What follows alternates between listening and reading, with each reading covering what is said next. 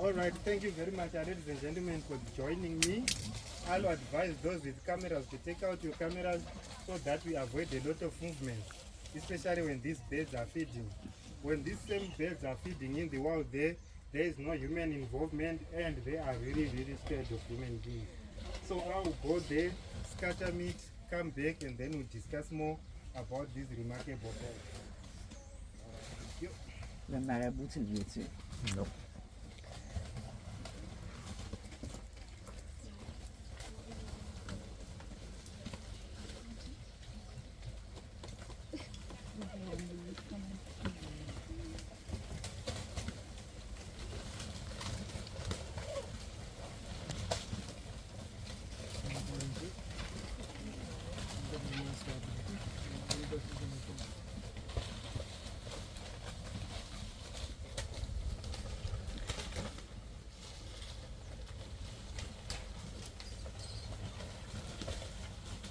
Chicks are young and men Sitting in the light. Oh, look at that. Chicks with names I ain't see.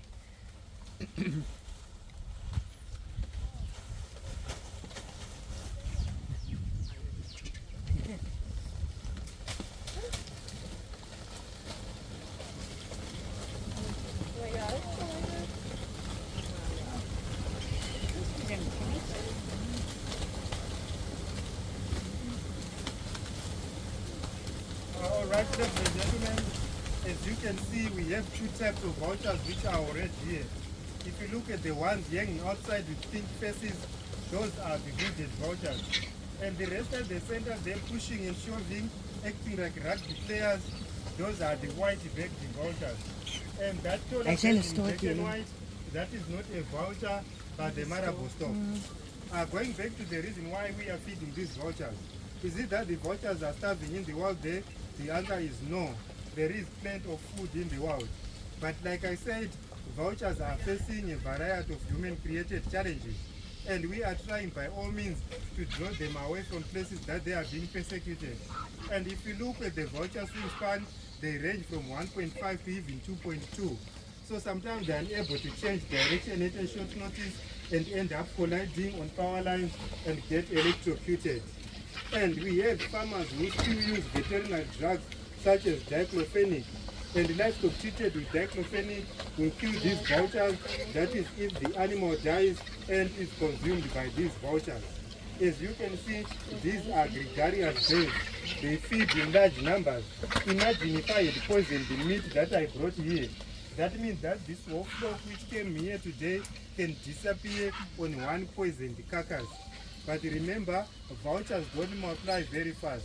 A single vulture lays a single egg per year, which takes 53 to 56 days to hatch, and a vulture doesn't leave the mother's nest until it's a sub-adult, which will again take 4 to 5 months. So if you look at the way they are being persecuted and the way they breed, it's not balancing at all. And we have also our traditional healers who believe that certain parts of a vulture can cure disease and also provide foresight through dreams. They believe that if you kill a vulture, take its head, mix with some traditional herbs, and put it under your pillow during the night, you will be able to dream the exact number of lottery or football scoreline, of which I think is just a myth. But our biggest problem is with the poachers. Poachers poison the vultures to avoid alerting game rangers of the location of a poached animal. I'll give you one example which took place in Botswana in 2019. Poachers came, killed elephants, and after extracting the tusks, they laced the poison upon the carcasses. And you won't believe the number of vultures that were killed in just 3 weeks. 537 vultures were killed, and it was recorded as the biggest loss in history. But ladies and gentlemen, people don't realize how much these vultures are important in our ecosystem.